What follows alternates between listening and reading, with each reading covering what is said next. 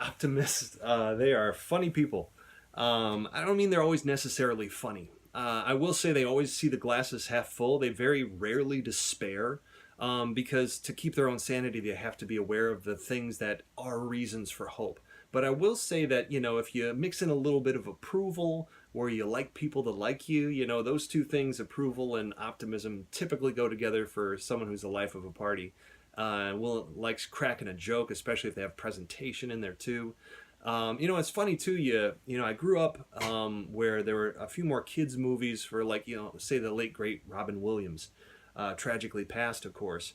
But you watch these kids movies, you're like, oh, this is the best, funnest guy ever. I'd just love to meet him. And you go through, they used to have compact discs in stores, and you're like, oh, stand up, Robin Williams. I'm gonna put on the little demo and listen to this funny, family-oriented guy tell me a few jokes. He's so fun, and then you press play and you're like, oh my gosh, how could you think that's appropriate? But if you're a strong and optimist, you might have that come up in your life where you're like, oh, sure, it's a little inappropriate, or maybe it shouldn't be seen by certain people, but man, like, look at how much they're laughing, and oh, they're so happy, how can I say no? It's like, sure, they have dietary issues that they're fighting, but like, yeah, I had some extra ice cream and they were so happy at the end of it. Why not?